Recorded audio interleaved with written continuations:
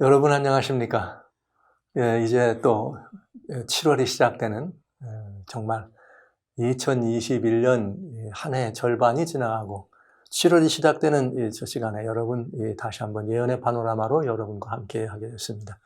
미국의 복귀, 대재앙의 서막이 오르다 이런 이 말씀으로 저는 여러분에게 매우 엄중한 시간 앞에 서 있음을 함께 이야기하는 시간 가져보려고 합니다.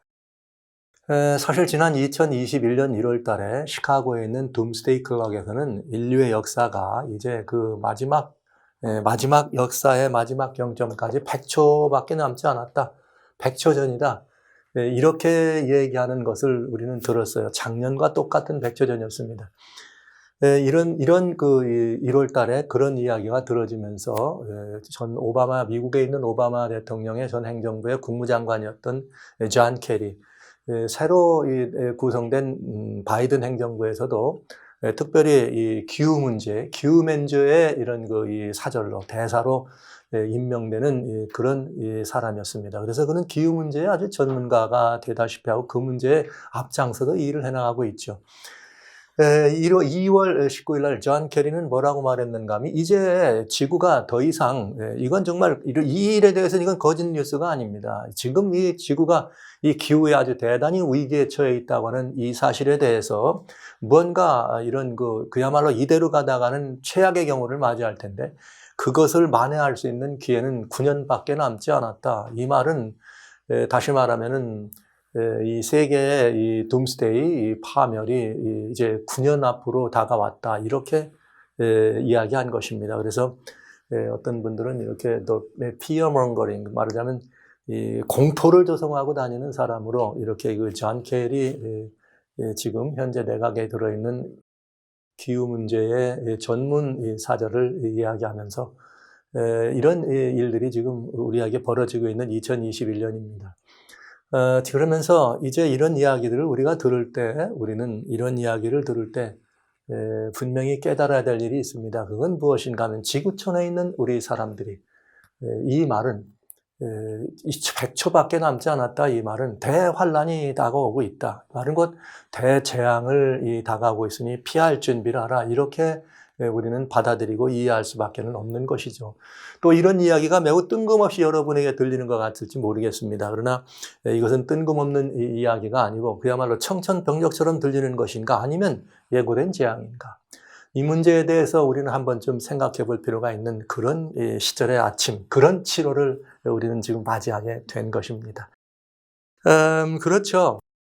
어떤 때는 교회들에서 이제 이런 재앙이 오고 있다, 환난이다 이런 말 무슨 여러 다양한 성경 예언 속에 있는 이야기들을 가지고 뭔가 이게 긴장감을 조성하고 뭔가 공포 분위기를 조성하는 것과 같은 그런 이야기들을 종종 들을 때가 있습니다. 그러나 오늘 저희가 여러분과 나눠야 되고 또 이렇게 이 문제에 대해서 예언의 파노라마를 통해서 여러분과 다뤄야 될 이 문제는 단순히 그런 이렇게 느닷없는 뜬금없는 그런 이야기가 아니고 우리들의 현실이요. 이것은 그야말로 팩트라고 하는 non-fiction 팩트라고 하는 이것을 우리 모두는 인정할 수밖에 없죠.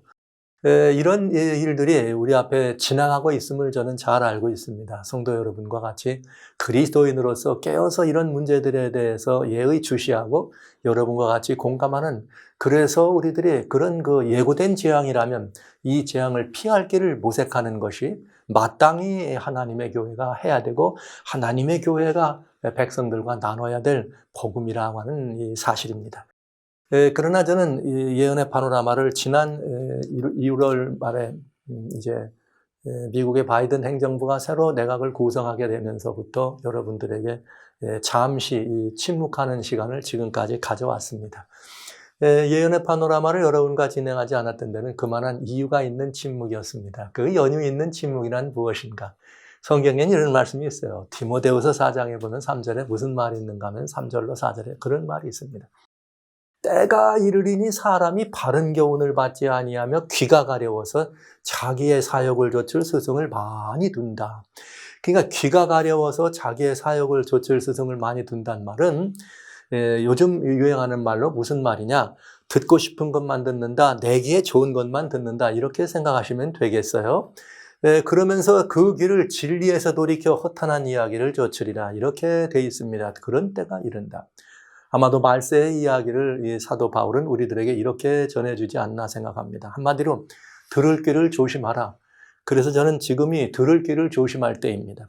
우리가 들을 길을 조심해야 된다고 하는 이 말은 곧 무엇인가 여러분들과 같이 나누고 전달해 드리는 이것도 굉장히 조심해야 되고 주의해야 된다고 하는 이야기인 것이죠. 왜냐하면 근래에 우리 주변에는 수많은 건 페이크 뉴스라 아니면 또 무슨 떠돌아다니는 A파트 음모론, B파트 음모론 또 아니면 그 음모론을 밝히는 여러 가지. 그래서 온통 세상에 다양한 이 SNS가 이렇게 범람하는 오늘날 세상이 되다 보니까 다양한 이야기들이 쫓아갑니다. 사실과 같은지 다른지 검증의 과정도 절차도 없습니다. 그리고 그것이 그렇게 하는 것이 옳은 일인지 그런 일인지 생각할 겨를이 없습니다. 그저 우리는 듣기만 좋으면 귀가 가려운 사람들에게 그저 듣기를 원하는 이야기들을 많이 이야기하는 그런 상황들을 보았고요. 특별히 작년부터 저희는 그런 부분에 대해서 이 홍수처럼 쏟아져 내리는 다양한 이야기들 때문에 진리가 가려질 진리의 성경의 말씀이 이렇게 가르치고 제시해 주시는 그 놀라운 진리가 희석되거나 왜곡될 가능성이 있어서 사실은 지난 여러 시간 동안 여러 달이죠. 벌써 한 5달 정도 여러분과 같이 예언의 파노라마로 여러분들 앞에 서지 않았습니다.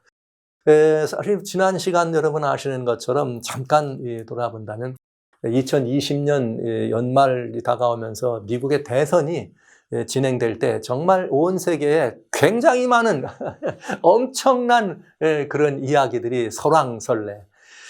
그러나 이제 저희는 이 분명한 사실들을 여러분들에게 말씀드릴 수밖에 없었죠. 그런 대선이라고 하는 것은 여러 다른 다양한 이런 것들이 있었지만 사실은 트럼프 대통령이 될 거냐 말 거냐 뒤에는 바티칸과 함께 이 각축에서 누가 과연 이길 것인가 하는 이런 것이 사실은 그 뒤에 있었던 이 사건이었다는 것을 우리는 잘 알고 있었으며 여러분에게 많이 말씀을 드렸습니다. 그래서 하나님의 말씀을 가지고 혹은 기독교적 백그라운드를 뒤에 얻고 정말 아메리카 퍼스트 그다음에 이 그레이트 아메리카 어게인이라고 하는 이 마가 이 모든 기별들을 가지고 이제 이렇게 이 기치를 내세웠던 트럼프 대통령 그다음에 그 뒤에 있는 또 다른 그런 세력. 그래서 이 캐톨릭의 유명한 이 사제였던 비가노 사제는 이것은 그야말로 딥스테이트와 딥처치 그다음에 하나님의 교회와 하나님의 나라와의 싸움이다. 이런 이야기를 하면서 대선이 정말 핫 이슈가 되었던 것이 엊그제 같습니다. 그래서 비가너 주교는 이 그레이트 리셋이나 뉴 월드 오더로부터 말하자면 신세계 그런 질서로부터 미국을 지키게 된다. 그렇게 하기 때문에 트럼프 대통령이 꼭 당선돼야 된다. 이렇게 말을 했던 것이고 조지 서로스라고 하는 세계적 부호는 뭐라고 말했는가 하면 2020년 미국의 대선은 전 세계의 운명을 좌우할 만한 그런 대선이다. 이렇게 하면서 각축이 벌어졌습니다. 결과는 이렇게 조 바이든 후보가 이렇게 더 많은 표를 어찌됐든지 그것이 선거혁명이었든 무엇이든 어찌됐든 더 많은 표를 획득함으로 말미암아 이제 이 백악관의 주인공으로 이렇게 당선이 되고 도널드 트럼프 대통령은 참 역사적으로 미국 역사적으로 가장 많은 말이 있었던 것 같아요. 4년이란 기간 지나면서 2번씩이나 탄핵에 이렇게 대상이 되는 2번씩이나 그런 인물이 되면서 전 세계를 그야말로 상당히 많은 그 여론의 중심 인물이 되었던 도널드 트럼프 대통령은 미국은 공산주의를 거부합니다. 그리고 만약에 미국이 바이든 후보가 된다면 미국은 제3세계도 아닌 제9세계로 떨어질 거다. 이런 말을 남기면서 나는 어떤 형편이든 we will be back, 다시 돌아올 것입니다 하고 백악관을 떠나게 됩니다.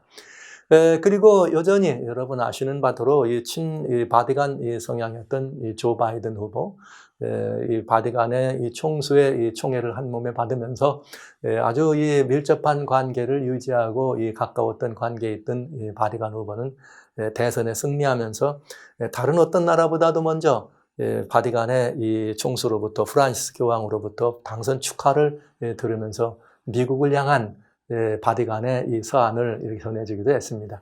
결국 금년 1월 21일에 이제 드디어 바티칸과 카말라 하리스라고 하는 이 부통령 체제가 진행되면서 미국이 이제 새로운 백악관의 주인을 만나게 됐고 바이든 행정부가 들어서면서 이제 업무는 시작되게 되었습니다.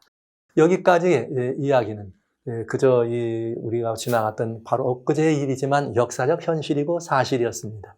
그런데 이것이 이렇게 진행된 이후에도 여러분 아시는 것처럼 얼마나 많은 곳들에서 트럼프가 이겼다, 다시 돌아온다, 뭐 이런 말들, 그러면서 트럼프가 어떤 형편이든 다시 올 거다, 아마 돌아온다고 약속했다, 이러면서 전 트럼프 대통령의 돌아오는 회기를 기다리는 그런 소원, 기다리는 그런 여러 가지 많은 이야기들, 기다리는 사람들의 그런 다양한 이야기들이 얼마나 많이 그야말로 이 좌우를 물어나고 SNS에 가득했는지, 거기에 그런 상황들을 바라보면서 지금은 귀가 가려워서 자기의 사역을 좇을 스승을 많이 들고 그리고 귀를 진리에서 돌이켜 허탄한 이야기를 좇는다. 이런 성경 말씀을 들을 수밖에 없는, 이 경고를 들어야 될 수밖에 없는 지나간 이 전반기 한 시절을 보냈습니다.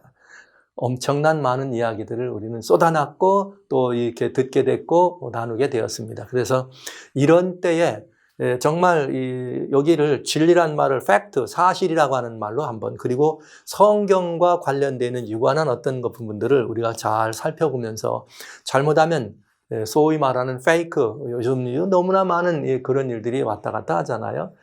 그런 일들이 여러분들의 귀를 두드려서 또 무언가 선택하고 판단한 일을 그르칠 수 있을까 봐서 사실은 여러분, 저는 이 말씀에 따라서 이런 때는 그저 다양한 많은 그런 흙탕물 같은 거기에 진리의 말씀을 던질 수는 없었습니다. 성경이 말하고 있는 어떤 것들을 이야기하기가 참 꺼려졌습니다. 그래서 지난 시간 여러 달 동안 예언의 파노라마를 잠깐 쉬었던 것이죠. 자, 그러나 이제 그동안 그런 이유 있는 침묵이었지만 이젠 더 이상 침묵할 수가 없게 되었습니다. 왜 그런가? 이제는 더 이상 침묵할 수 없는 이유가 왜 그런가 하면 대재앙의 서막이 올랐다고 하는 것입니다. 이제는 대재앙의 서막이 오른 것을 바라보면서도 더 이상은 침묵할 수가 없겠다. 그래서 저는 여러분들에게 다시 예언의 파노라마, 대재앙의 서막이라고 하는 이 말씀을 근거로 해서 또 여러분과 같이 이제 또 이 예언의 파노라마를 진행해 보고자 합니다. 여러분 아시는 것처럼 대재앙의 서막이라는 말은 무슨 말이냐? 지난 6월 11일부터 13일간에 영국에 있는 이 커튼월이라는 곳에서 세계의 최정상급 나라들이 모여있는 G7이라고 하는 이 세계 선진 7개 나라의 정상회담이 있었습니다. 물론 그때 네 나라, 여기 대한민국을 포함해서 호주와 남아공과 인도를 포함하는 네 나라를 초청국가로 초청해서 G7 본 회의에는 참석하지 않았지만은 네 나라가 함께 여기에 초청 대상으로 참석했던 그런 시간을 우리는 보았습니다. 이 G7이 11일부터 시작됐는데 그 바로 하루 전날, 미국의 바이든 대통령은 영국의 보리스 존슨 영국 수상과 함께 무엇을 가졌는가? 뉴 대서양 조약이다 하는 이것을 새롭게 뉴 대서양 헌장을 만드는 새롭게 조인하는 그런 일을 벌립니다. 그래서 이건 무엇이었는가 하면 80년 만에 뻗어진 새로운 신대서양 헌장인데 이것은 무엇인가? 세계 질서의 재편을 선언하는 이 행사와 마찬가지였다. 그래서 루즈벨트와 처칠 대통령이 이야기했던 80년 전의 대서양 헌장을 이번에 미국의 대통령과 영국의 수상이 함께 다시 새롭게 리뉴얼하는, 그러면서 세계 질서에 대한 재편을 선언하는 그런 시간을 갖는 이야기를 합니다. 그러면서 정말 이렇게 영국 여왕이 초청하는 영국 여왕을 거기에 초청해서 함께 사진도 찍고 그런 시간들을 가지면서 무언가 심상치 않은 그 조짐이 있었음을 우리는 보게 됩니다. 단순한 G7 정상회담이 아니었죠. 물론 이번 G7 정상회담에서 겉으로 드러난 것은 제1번은 이 코로나 바이러스, 여기 코비드-19에 대한 국제적 세계적 연합과 대책을 설명하는 것을 필두로 했습니다만 실제 G7 정상들이 뭘 얘기했는가? 새로운 그린벨트나 그린로드, 이게 무슨 말인가 하면은 정상들은 말하자면 이 중국이 얘기했던 이렇게 1대1로라고 하는 세계 모든 이런 이 모든 경제 혹은 정치적 이런 영향력을 확대하면서 세계의 그런 질서를 중국이 중국화하려고 하는 그런 시도에 과감하게 맞서서 G7 선진 7개국들이 완전히 이 중국에 이렇게 대항하는 그런 연합으로 우리는 1대1로가 아니라 그린 벨트다, 그린라드다 이런 이야기를 하면서 민주주의의 회복을 선언하는 일을 우리는 보게 됩니다. 그러면서 이런 민주주의 회복을 선언하면서 또 결국은 어떤 일을 경영했는가 하면 이번에 요즘 난리가 나 있죠. 지난 5월부터 6월 미국 사회, 영국 사회를 중심으로 해서 코로나 바이러스의 근원지가 어디냐? 중국이다. 뭐 이런 것들을 이렇게 얘기하면서 중국에게 투명한 이 기원에 대해서 발표할 수 있도록. 그래서 중국이 그 투명한 것을 발표해서 오늘날 전 인류가 어떤 그런 모든 대재앙 속에 손실된 재정적, 경제적 손실이 얼마나 큰지 이런 것들에 대한 이야기를 우리가 말하자면 만회할 수 있는 그런 기회를 찾을 것 같은 그런 느낌. 그 이야기는 다 이렇게 이어서 나아가 보겠습니다만 그런 일들을 이야기한 것이 그저 G7 정상회담의 메인 이슈인 것처럼 만들어졌습니다. 그러나 G7 정상회담은 무엇이 정말 중요한 것인가? 코로나 바이러스의 세계적 팬데믹을 가져온 코로나 바이러스의 대책을 세우는 세계적인 협력. 그래서 거기서 이렇게 우리 말하자면은 상당히 많은 10억 이상 이렇게 100억 가까운 그런 모든 인구들이 다 맞을 수 있는 백신을 확보하고 분급하는 것.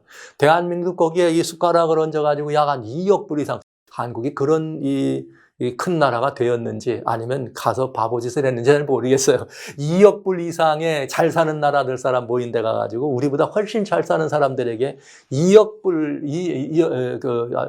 이상의 이런 도네이션을 그곳에다 이렇게 하는 모습을 저희는 보면서 이런 그런 일들이 과연 우리들에게 이렇게 가져다준 결과를 바이든 대통령이 다시 G7 정상회담의 결과를 발표하는 그런 시간에 굉장히 중요한 발표가 있습니다. 그건 뭐냐?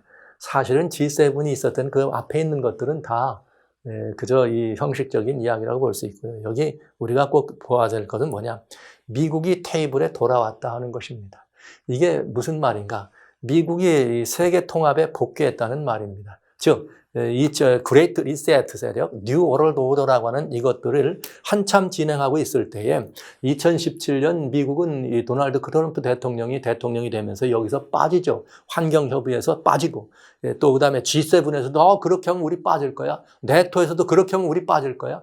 이렇게 하면서 아메리카 퍼스트를 주장하면서 거기에서 빠졌는데 그러면서 미국의 미래는 어디에 있다? 글로벌 리스트에 있는 것이 아니라 애국주의에 있다. 이렇게 말하면서 도널드 트럼프 대통령이 빠졌습니다. 그랬는데 다시 바이든이 뭐라고 말하는 거예요?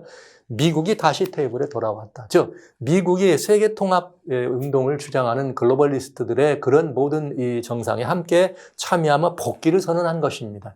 이것은 굉장히 중요한 의미가 있습니다. 그 선언 이후에 다시 러시아와 이렇게 푸틴과 같이 단독 회담을 제네바에서 하면서 푸틴과 같이 하면서 서로 간에 각자의 그런 이 관심사를 이야기하고 그런 관심사를 이야기하면서 이 바이든은 우리 러시아를 대적하려는 그런 아젠다가 아니다 이렇게 말을 하면서 정상회담을 합니다. 무언가 합의점을 찾기를 원했지만 그들은 합의점을 찾지는 못했죠. 푸틴은 바이든에게 굉장히 균형지고 경험이 풍부한 사람이다. 그러면서 우리는 건설적인 대화를 했다. 그런 반면에 푸틴과 바이든의 이런 이 정상회담을 가지고 서로 간의 불일치를 확인하는 불일치를 서로 확인하는 그런 정상회담에 불과했다. 이렇게 얘기를 하는 것을 보았습니다.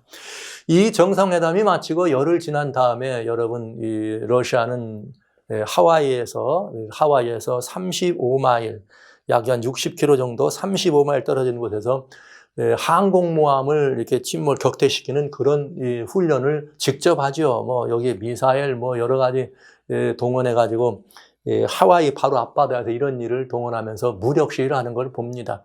자, 이런 이 무력 시위를 하는 것을 보면서 사람들은 그 러시아 정상회담에서 결국은 바이든이 푸틴에게 당한 거 아닌가 뭐 이런 이야기들을 많이 하는 걸 보면서 결국은 G7이라고 하는 선진 나라들이 그렇게 중국과 러시아를 향해서 뭉친 것에 반해서 러시아와 중국은 다시 어떤 일을 하는 거예요? 우리는 핵무장을 더 고도화하고 핵무장으로 더 할 수 있는 그런 급한 그런 목표를 재설정할 필요가 있다는 사실에 공감대를 형성하는 일을 가져온 것이죠. 그러니까 세계의 양극화가 더 심화되는 일을 가져왔다.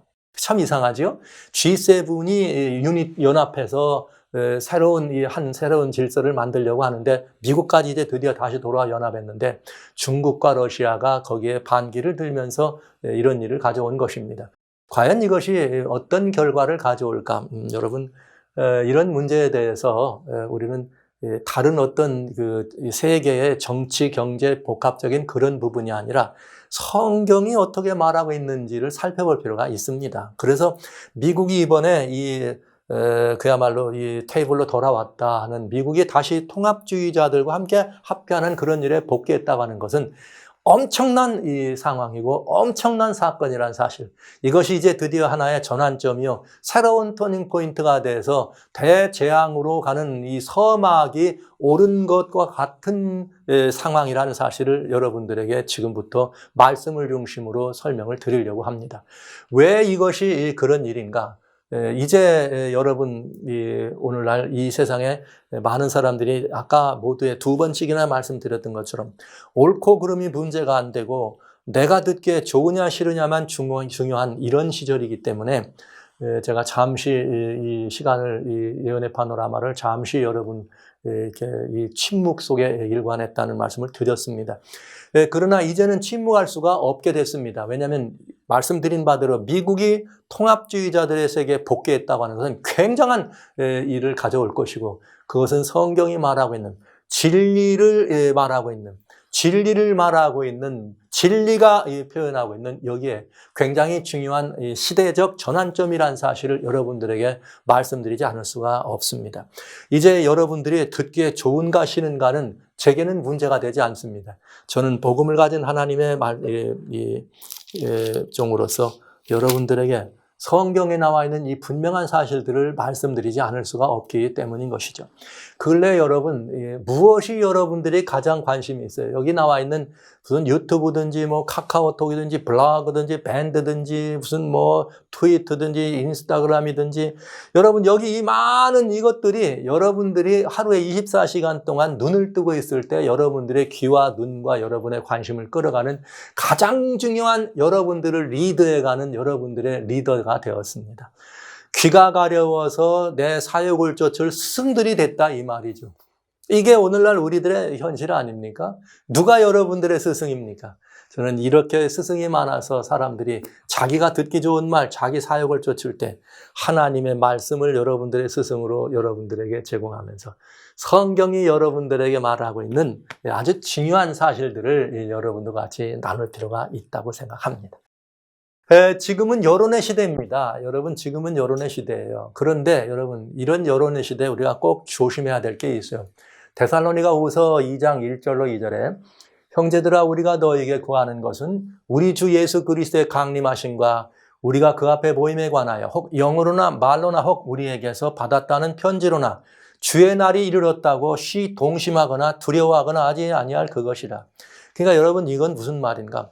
오늘날처럼 말이죠. 굉장히 이 SNS 안에서 가장 많은 비율을 기독교 변방에 파지하고 있는 게 음모론, 또 그 음모론이 음모론이라는 것을 밝히는 것, 이런 것들이 굉장히 이렇게 유통이 많이 됩니다. 또 요즘 무슨 뭐 백신 여권 이야기 또 말씀드릴 기회가 있겠습니다. 이미 저는 말씀을 드려놨지만요. 백신 여권에 관한 이야기 또 이제는 또 뭐 여러 이런 문제들이 그러면서 다양한 곳에서 지금 일어나고 있는 할 수 없는 이상한 그 환경적 재앙들을 여러분 바라보면서 말세다 주님 오실 때가 가까웠다. 이제는 짐승의 표가 선다. 적그리스도가 다가온다. 이런 말씀들을 많이 듣잖아요. 그러나 성경은 그런 이야기를 듣는다고 할지라도 쉽게 동심하거나 두려워하지 말라. 왠가 아무거나 다 징조는 아니다 이 말이에요. 아무거나 다 징조는 아니라 이거죠. 그러면 우리가 살펴볼 징조는 무엇인가? 우리가 살펴볼 징조는 무엇인가 하면 불법의 사람, 멸망의 아들, 즉 우리는 이를 누구라 말하느냐? 범사에 일컫는 하나님을 대적하는 자인데 범사에 일컫는 하나님이나 숭배함을 받는 자 위에 뛰어나 자존하여 하나님 성전에 앉아 자기를 보여 하나님이라고 한다. 우리는 소위 이를 적그리스도라는 말로 이야기합니다. 그러니까 여러분, 이 지금이 아무리 여론의 시대라 온갖 것들이 일만 스승을 두고 우리가 많은 것들을 귀가 가렵고 따가울 만큼 들리는 소리에 귀를 기울이지만 그것이 다 스승이 아니고 그것이 다 옳은 것은 아니다. 오직 뭘 가지고 주님이 오신다는 말을 해도 요동치 말고 뭘 관심 있게 봐라?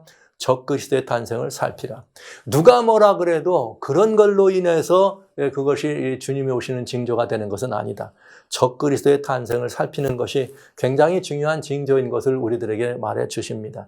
그런데 우리는 이런 일들을 우리가 보면서 어떻게 어떤 이 부분들을 우리가 깨우쳐야 되는가? 이런 일들이죠.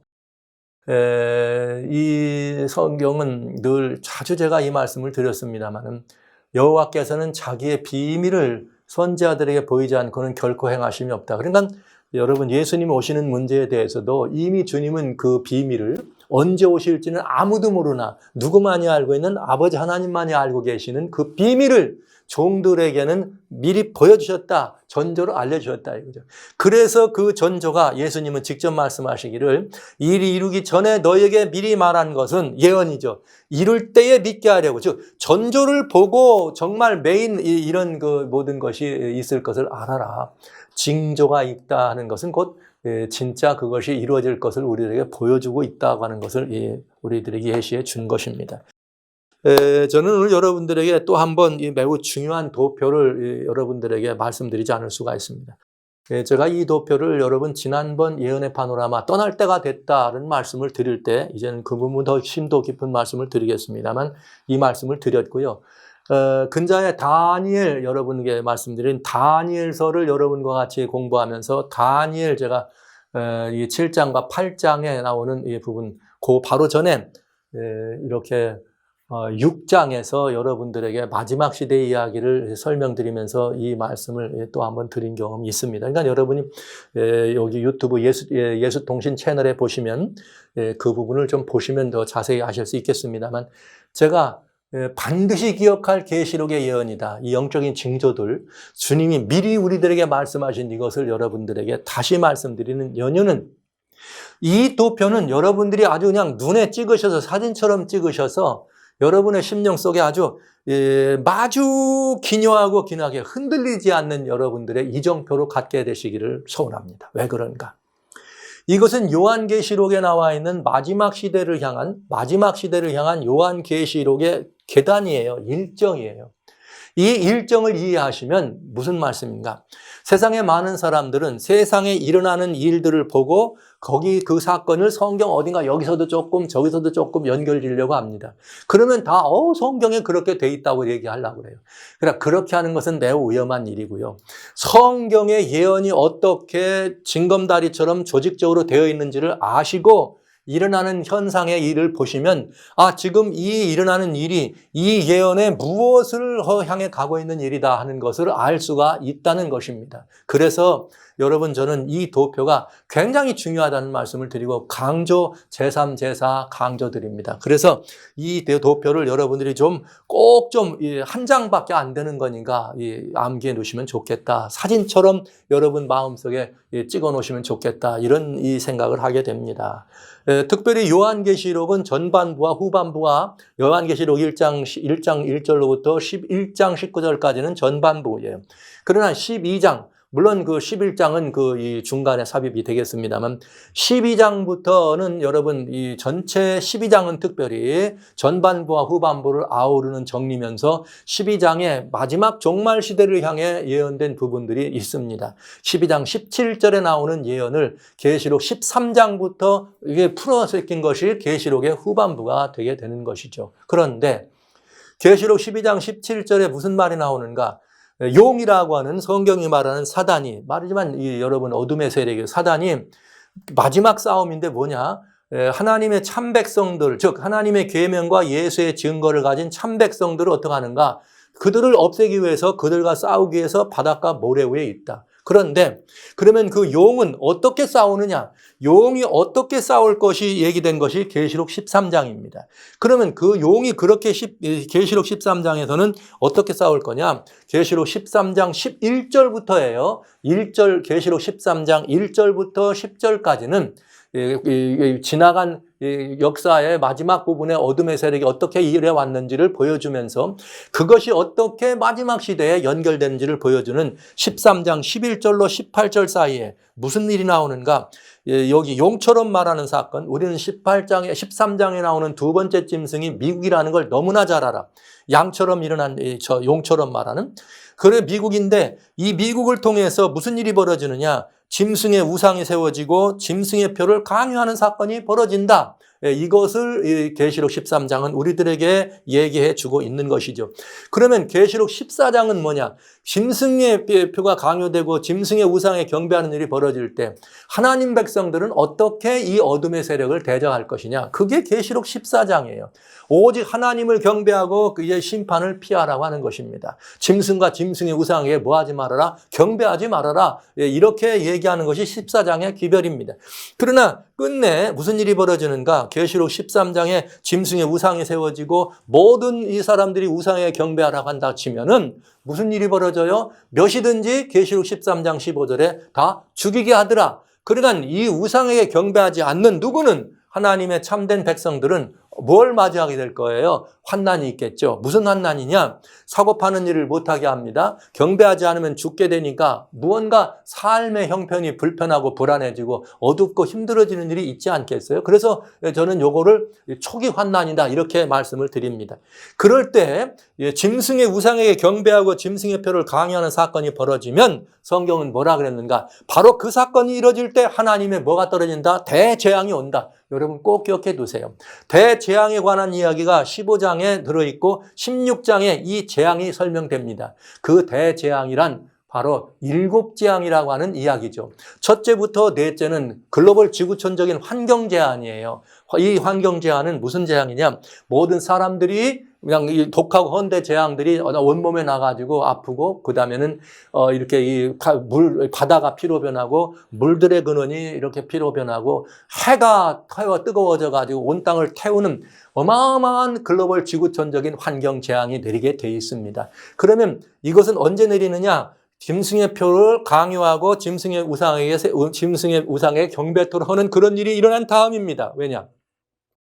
그렇게 해서 거기에 넘어간 사람은 경배할 것이고 넘어가지 않은 사람들은 어떻게 될 거예요? 경배하지 않습니다. 그래서 환난은 있으나 이 재앙에서는 빠집니다. 그래서 계시록 16장에는 1절로 2절에 그 재앙의 대상이 누군가? 짐승과 짐승의 우상에 경배하거나 그 표를 받은 사람들이 재앙을 받는 사람이 된다고 하는 것이죠. 그러면서 16장의 5번째에서 7번째 재앙은 환경적 재앙이 아니라 어떤 재앙이냐? 짐승의 보좌에게 쏟아서 즉 이 거짓된 신앙과 종교로 백성들을 온 인류를 끌어갔던 그 본산에 뭐가 되는 거예요? 재앙이 떨어져서 그 본산이 망하게 되는 거죠. 짐승의 보좌가 멸망합니다. 이것을 계시록 17장과 18장에서는 더 직접적으로 설명해 줘서 5번째, 7번째 재앙에 포함되는 거기에 포함되는 성경이 요한계시록 17장과 18장인데 거기에 음녀 바벨론이 멸망이요 거짓 종교가 멸망합니다. 그 다음에 세계의 임금들을 모아가지고 아마겟돈 전쟁을 일으킨다고 하는 것이죠. 이게 어둠의 세력이 아마겟돈이라 하는 곳으로 일어나서 하나님을 대적하는 전쟁을 일으키면 마지막으로 그리스도인들은 어떤 일이 벌어져요? 큰 환난이 있겠죠. 그래서 요한계시록 16장 15절에는 그 환난 중에도 성도들아 예수님이 입혀주신 흰 옷을 벗지 말아라. 내가 도적같이 속혀리라 얘기하면서 옷을 이렇게 벗지 말고 입어서 부끄러움을 당치 말라고 하는 주님의 마지막 경고의 메시지를 우리는 듣는 것입니다. 그런데 왜 야곱의 환난이라고 했느냐? 예레미야 30장 7절에 보면은 슬프다 이렇게 하면서 이스라엘 백성들이 큰 환난을 겪는데 그 환난이 얼마나 혹심했는가 하면 야곱의 환난이다 이런 표현을 썼기 때문에 그 극심한 환난의 이름을 불어서 야곱의 환난이다 이런 표현을 쓰게 됐네요. 그렇게 해서 이 환난이 아마겟돈 전쟁으로 인들이 싸움을 위해서 몰려올 때에 이제 이 계시록 19장은 예수님이 재림하시게 되고 예수님 재림하시고 나면 20장에 1000년 동안 이 모든 이 악과 악에 관계된 것들이 다 제거되고 소멸되는 심판의 시간이 끝나면서 계시록 21장에는 새하늘과 새 땅, 22장 여기서 영원한 삶이 우리들에게 보장되는 것을 보여줍니다. 그러니까 여기까지는 꼭 여러분들이 기억해 주셔야 돼요. 그런데 특별히 재밌는 것은 계시록 13장에 우상을 세우고 짐승의 표를 강요하는 이 일이 있을 때 바로 우상이 세워지고 짐승의 표를 강요하는 이것이 있기 직전에 있을 전조가 계시록 18장에 설명되는데 2절과 3절에 뭐가 있느냐? 종교가 통합하고 정치가 통합하고 경제를 통합하는 사건입니다.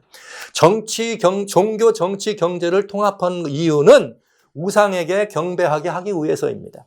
그러니까 여러분 계시록 13장에 나와 있는 여기에 이 우상에게 경배하게 하는 짐승의 우상이 서고 짐승의 표가 강요되는 그 사건은 계시록 18장 2절로 3절은 이 사건이 있은 다음에 이 일이 벌어져. 그렇게 해서 13장 이 사건이 벌어져서 우상에 경배하고 다 죽게 할 때에 재앙이 떨어지는 것이죠.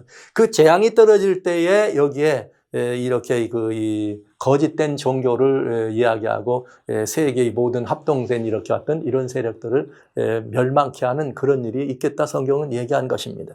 그래서 저는 이미 여러분들에게 그러니까 계시록 13장에 짐승의 우상이 세워지기 전에 종교, 정치, 경제 우상의 이런 것들이 통합되는 일이 있어야 된다. 그런데 이 통합을 어떻게 했다는 거예요? 우리는 눈에 보았다. 그것이 무엇인가? 작년에 2020년부터 다보스 포럼을 중심으로 여기 그레이트 리세트다. 지구촌의 이 모든 것들을 재설정한다. 근데 맨 처음에 뭐냐? 경제적 재설정. 그러나 실제 그런 일들을 위해서 글로벌 팩트라고 하는 것이 바티칸을 중심으로 원래는 5월 14일 하려고 했던 것이 코로나 때문에 10월 달로 미뤄지면서 이 일을 이루려고 했다는 것입니다. 그랬는데 여러분, 그것이 그렇게 이 일을 이뤄서 된 것이 우리는 그레이트 리셋과 뉴 월드 오더라고 하는 이런 부분들이 바로 이것의 이 후속타로 이루어지게 될 것인데 이것을 여러분들이 지금까지 보셨으면 이것이 미국이 이 일을 해야 된다. 그러면 미국은 종교, 정치, 경제가 통합되는 여기에 어떻게 해야 돼요? 미국이 주선하고 앞장서야 되는 것입니다. 그런데 트럼프 대통령이 거의 다 2015년 70차 유엔 총회부터 이 일을 주관해 왔지만은 바티칸의 지원으로 이 일을 주관해 왔지만은 미국이 2017년부터 2020년까지 여기서 빠져나감으로 말미암아 그 일은 미뤄지게 된 것이고 이루어질 수가 없었죠. 그래서 트럼프 대통령이 이제 권좌에서 물러나면서 다음 대통령이 일어섰을 때 이제 이 일은 어떻게 됩니까? 진행되게 되겠죠. 결국은 미국이 돌아왔다고 하는 것은 굉장히 중요한 이 서막이 되는 것입니다. 우리는 어떤 일이 필요하냐? 이렇게 될 경우에 우리는 때에 따라 합당하게 행동해야 된다 하는 것입니다. 자, 이런 상황이 우리 앞에 펼쳐진다면 지금 우리는 어떤 일을 해야 되는가? 이것이 일어나기 직전에 있다. 즉, 이 일이 일어나기 직전에 우리가 있다면 어떤 일을 해야 되는가? 여기 계시록 18장은 종교가 통합되고 정치가 통합되고 경제가 통합되는 이 일을 보면은 뭐하라? 내 백성아 나오라고 하는 큰 외침이 있다고 하는 것입니다. 이 외침을 듣고 나와서 하나님께로 돌아와야 될 필요. 이 기회를 놓치면 어떤 일이 벌어지는가? 짐승의 우상에게 경배하는 일이 벌어집니다. 짐승의 우상에게 경배하게 하는 일이 벌어질 때는 이미 늦습니다. 나올 길이 없어요. 그때는 바벨론을 어떡하라? 떠나라. 산으로 도망하라는 이 계시록의 메시지를 우리는 들어야 된다는 것이죠. 저는 여러분들에게 지금 매우 장황한 이야기 같지만 아주 단순하게 여러분들에게 요한계시록이 얘기해주고 있는 때에 합당하게 행동해야 될 필요에 대한 계시록이 예언한 예언의 일정과 그 다음에 여러분들에게 말씀드린 바대로 우리가 어떻게 그때 무슨 일을 해야 될 것인가를 요약한 도표로 여러분들에게 말씀을 드렸어요. 이 도표가 저는 여러분들에게 아주 중요한 도표가 돼서 앞으로 일어나는 이 땅에 일어나는 일들을 바라보시면서 뭐 하찮은 여러 가지 일들에 여러분 뭐 이건 저거다 하지 마시고 이렇게 향해 가는 세계의 어둠의 음모가 있다는 사실을 이렇게 진행되어 내려가는 빛의 역사가 있다는 사실을 여러분 보시면서 지금 우리는 어느 때 와서 있는가 우리는 어느 시점에 내가 있는가 하는 것을 살필 줄 아는 지혜가 필요하다고 하는 것입니다. 그래서 여러분들에게 이 도표를 말씀드리면서 우리는 이 도표에 굉장히 중요한 이 도표의 상황을 보셨으면 2015년 70차 유엔 총회에 뭐가 발표되느냐 2030 어젠다 즉 2030년까지 국제 모든 질서가 다 어떻게 되는 통합되고 재설정되는 일을 발표된 것이죠. 프란체스카 교황의 주선하에 2015년 70차 유엔 총회에서는 2030 어젠다라고 하는 새로운 어젠다가 발표되게 됩니다. 말 그대로 신세계 질서였습니다. 그레이트 리셋이었습니다. 여러분 벌써 잊어버리셨죠? 저는 우리 그리스도인들 특별히 하나님 백성들에게 참 마음이 안타까운 게 있어요. 그냥 무슨 일이 일어나면 특별히 한국의 성도님들 무슨 일이 한번 일어나면 그때 그냥 불같이 일어나 그 다음엔 그게 지나가 나면 언제 그랬는가 하고 잊어버려요. 아무 생각도 하지 않아. 그러나 여러분 2015년 70차 유엔 총회에 지구는 이미 모든 이 형편에서 새로운 질서로 새로운 통합 시스템으로 가기를 얘기하고 약속하고 전 세계가 그 일을 위해서 하겠다라고 의논했고 약속한 것입니다. 이렇게 해오고 있다는 사실. 그리고 5주년 이 일의 5주년 기념행사가 무엇인가? 이 일의 5주년 기념행사가 바로 작년에 있었던 굉장히 중요한 글로벌 팩트라고 하는 것입니다. 그 2030년까지 무슨 일을 할 것이냐? 세계의 특별한 아젠다를 내놓고 이걸 이룰 것이며 17개의 이렇게 그 일을 수행할 수 있는 수행 원리를 얘기한 것입니다. 자, 이런 일들을 세계를 바꿀 수 있는 17가지 목표를 설정해 놓고 그 일을 진행하는데 2015년부터 2030년까지 15년인데 5년 지나고 지금 벌써 6년 지났어요. 그래서 여러분 2030년까지면 이게 돼야 된다 했기 때문에 바로 존 캐리라고 하는 이 국무장관 했던 그분이 이 새로 환경 문제 대사로 했던 그분이 이제는 2021년이니까 9년 남았다고 얘기한 거예요. 세계는 지금 그걸 계속해서 잊지 않고 2030을 가는데 누구만 이 사실을 잃어버리고 있는가? 그리스도인들만 이걸 잃어버리고 있다 이거죠. 계속 진행되는 이런 건 보지 않고 괜히 엉뚱한데 지금 신경을 쓰고 다른 그저 온갖 것들에 이렇게 이 마음을 쓰는 여러분들의 모습은 정말 안타깝게 짝이 없습니다. 자, 2030이면 이제 얼마 남았어요? 9년밖에 남지 않아요. 정치, 경제 이런 쪽에서는 전부 그렇게 얘기하는데 그리스도인들은 이걸 다 까먹은 거죠. 지금 무슨 일이 벌어지나 이것만 지금 혈안이 되고 있더라 이 얘기죠. 여러분 2030 어젠다가 나타날 때 전 세계의 종교, 세계적 세계 종교는 뭘 단실 수반하게 됐나? 세계 정부를 가져오게 됐다. 이게 뉴 월드 오더예요. 종교 통합, 경제, 정치 통합. 종교와 경제가 통합되려면 뭐가 통합돼야 되는가? 수단으로 종교와 정치가 통합되려면 수단으로 경제가 통합돼야 합니다. 이런 이야기죠. 이것의 시발점이 2015년입니다. 그때의 2015년에 이미 이 교황청 바티칸의 프란체스코 교황의 지원으로 세계 100 여기 아시는 바대로 여기 이 어마어마한 이 나라들이 모여서 세계 175개 나라가 여기 프랑스 파리에서 모여가지고 이렇게 이 모든 파리회의에 함께 참여하는 일을 우리는 보게 되죠. 그리고 파리회의가 끝나고 나면서 미국에서는 벌써 민주당을 중심으로 해서 이건 2018년이니까 12년 남았다고 한 거예요. 금년 2021년이니까 9년 남았다고 한 거죠.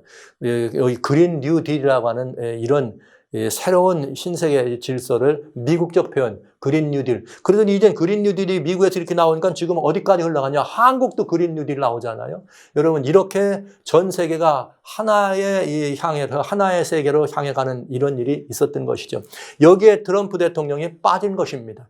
그러면 이렇게 벌써 2015년도에 이렇게까지 세계가 하나로 돼가지고 이 일을 이렇게 이뤄갈 뻔했는데 이것이 갑자기 어떻게 된 거예요? 트럼프 대통령이 딱 이렇게 이 제동을 거는 바람에 지난 4년 동안 어떻게 된 거예요? 4년 동안 이렇게 머뭇거리게 된 것이죠. 2019년 11월 빌리언은 어디에 달렸느냐? 여기 이 글로벌리즘 세계 통합주의자들이 말하는 거기에 있는 것이 아니라 애국주의에 있다. 여러분 이 말이 결국은 트럼프 대통령이 유엔 총회에서 연설한 이 말이 결국은 2020년 대선에서 트럼프 대통령이 그저 이렇게 물러갈 수밖에 없는 단초가 된 그런 상황이 될 수밖에 없었다는 사실 여러분 기억하시기 바라고요.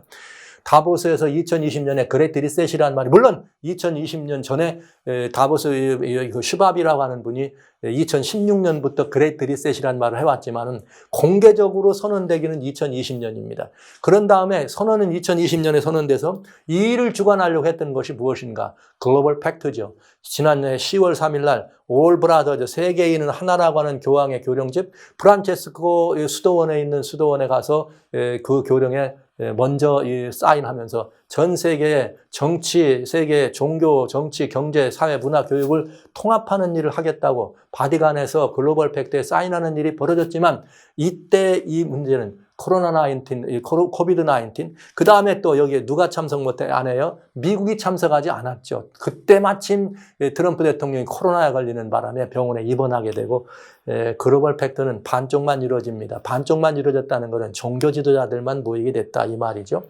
그래서 글로벌 팩트가 마치 있는 듯 없는 듯 마친 것 같이 같지만은 결국은 끝난 다음에 종교 통합을 선언합니다. 20일 날. 그런 다음에 무슨 일이 벌어졌는가? 12월 달에, 여러분, 이것은 그냥 유야무야 끝난 게 아닙니다. 12월 달에 무슨 일이 벌어졌는가? 바티칸에서 인클루시브 캐피탈리즘이라고 하는 포용적 자본주의 혹은 포괄적 자본주의라고 하는 이런 이 모든 것들의 카운슬이 열립니다. 그러면서 세계적 대부호들을 다 불러 모은 앞에서, 부호들을 불러놓은 앞에서 프란치스 교황은 정말 이 굉장히 중요한 새로운 경제적 질서를 세우는 그런 일들을 강요한 거예요. 만약 그렇게 하지 않으면 안 된다. 인류의 가장 긴박한 필요가, 우리가 직면해 있는 가장 긴박한 필요가 뭔가, 정말 뭔가 이렇게 서스테이너블로 안정적이고 신뢰할 만한 그런 경제적인 그런 새로운 경제 시스템을 구축하는 거다. 이것을 인클루시브 캐피탈리즘이다.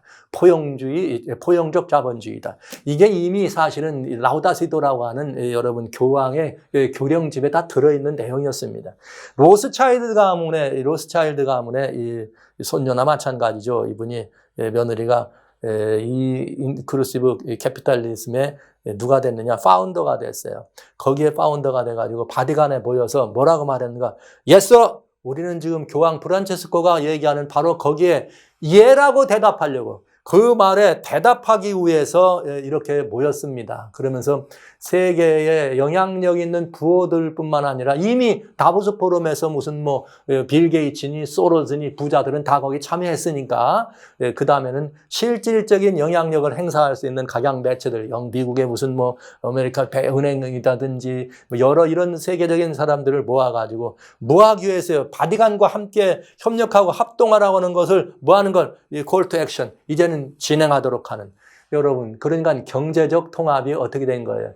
이루어졌다고 보시면 되겠네요. 세계 경제는 하나의 시스템으로 가고 있다라고 보시면 됩니다. 정해지진 않았으나 그 길을 향해 갑니다. 뭐만 하면 되는 거예요? 정치 통합만 하면 되는 거죠.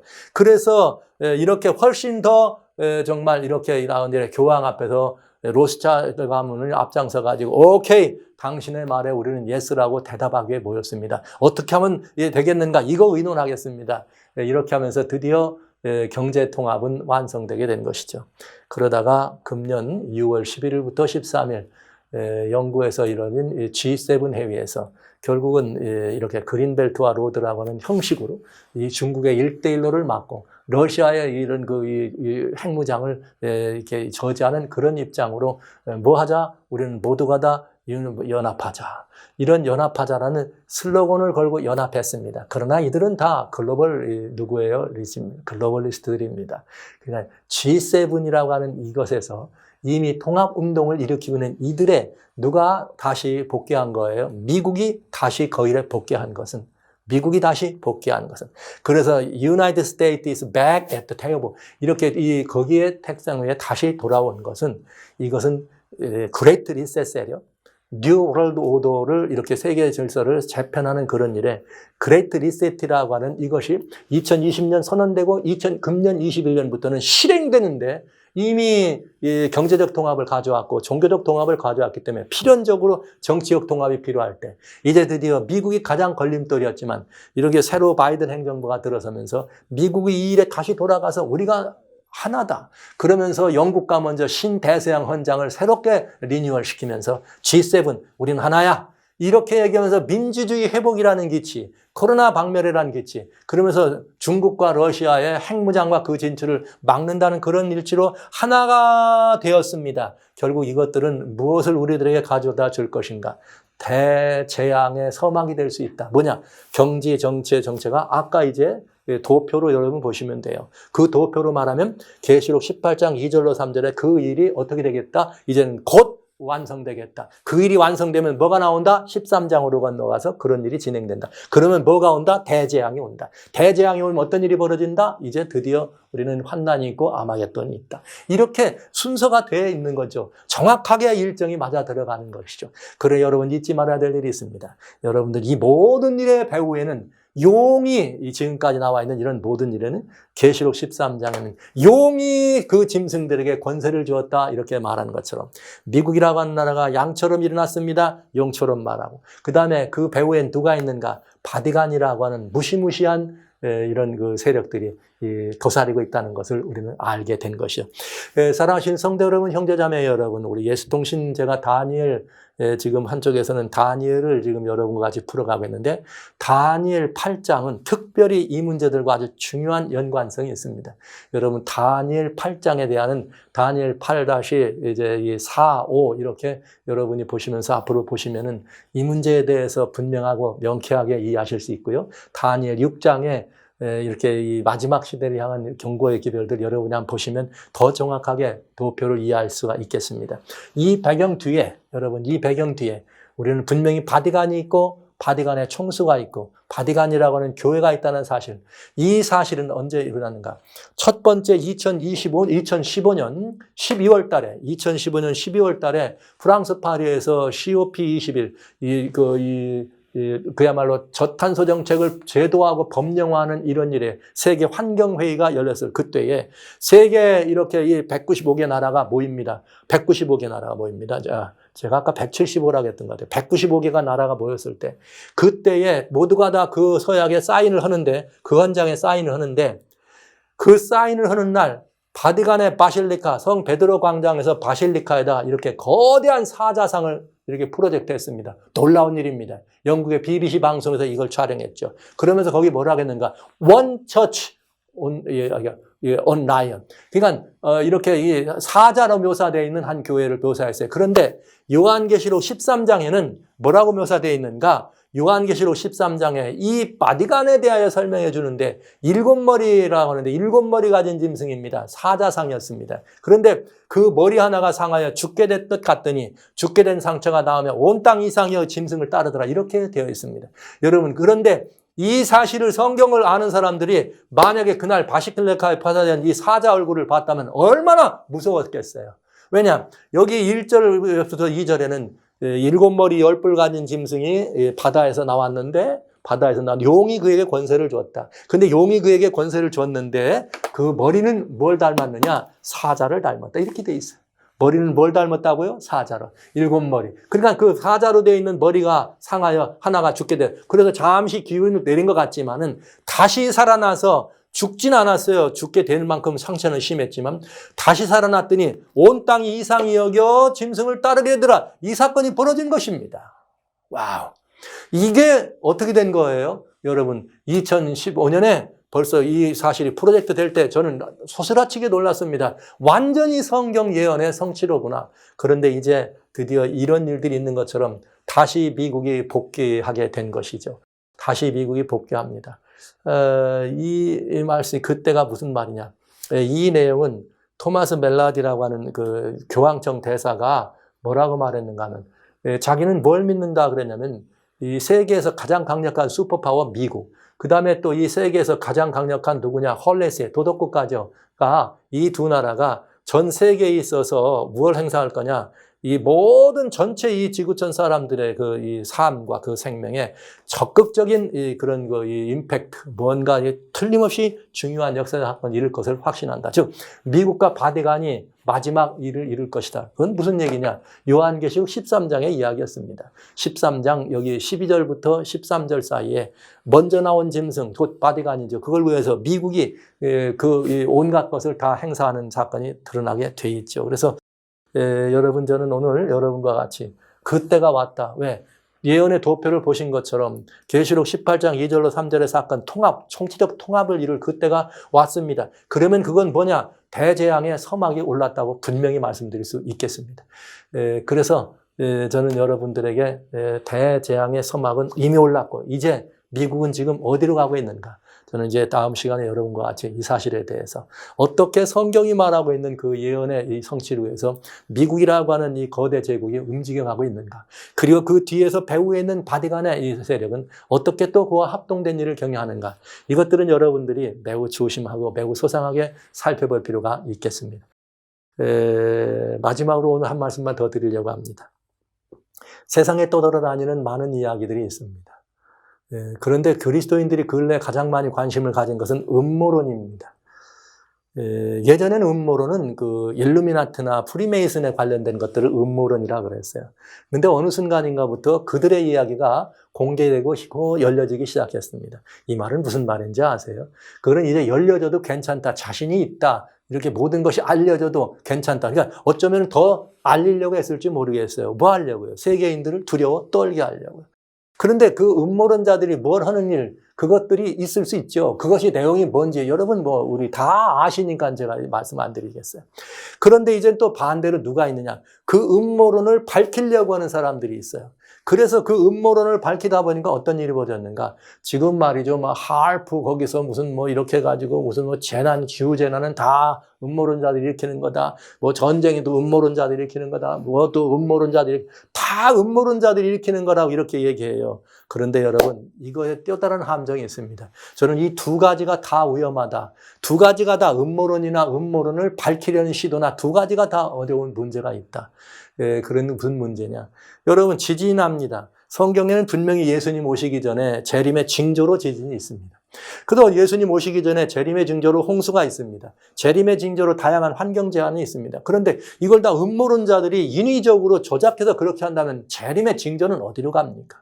그러니까 여러분, 이 두 가지가 다 매우 위험하다는 사실을 여러분 꼭 기억해 주시면서, 음모론자들이 예를 가령 있다고 치자고요. 어떤 일을 하든 여러분 우리랑 상관하지 마세요. 우리는 우리 눈앞에 이루어진 현상이 우리가 가지고 있는 이 예언에, 계시록이 말하는 예언과 어떻게 정확하게 일치하는지를 바라보시면서 그때야 맞는 행동을 할 수 있도록 외치기도 하고 떠나기도 하는 그런 준비가 우리들이 해야 됩니다. 요즘은 또 트럼프 대통령이 복귀해 가는 것을 또 음모론이라고 얘기해요. 그러니까 뭐든지 지금은 다 음모론이라고 그래요. 여러분, 음모론은 말 그대로 음모라고 생각하시고, 음모론이 있든 음모론을 밝히는 것이든 두 가지가 다 위험한 일이다. 우리는 일어난 일들을 바라보자. 팩트를 중심으로 해서 일어난 일들을 통해서 하나님의 성경 말씀이 어떻게 가고 있는데, 지금 이런 일이 일어난 것은 바로 그 말씀의 어느 부분에 이렇게 되는지 예언과 맞출 수 있는 지혜가 필요하다는 것을 여러분 말씀드리면서, 이제 예언의 파노라마가 여러분들에게 더 깊숙하게, 더 우리들의 현실이 이 하나님의 예언에 성취되는 그 현장으로 어떻게 지금 이렇게 흘러가고 있는지, 매우 두려운 부분과 또 놀라운 부분, 그리고 또 우리들이 각자가 해야 될, 뭔가 좀 갖추고 각성해야 될 우리들 부분들을 밝히는 그런 일을 여러분 함께 진행하고자 합니다. 그래서 여러분, 하나님의 말씀에서 요동하지 마시고, 오로지 어떤 상황이든 오직 예수 그리스도를 친밀하게 보시는 그 일이 여러분들에게 조금이라도 등한이 되지 않게 되시기를 간절히 소원합니다. 자, 그럼 다음 시간 우리 대재앙에서 두 번째, 미국은 지금 어디로 가고 있나 살펴보실까요?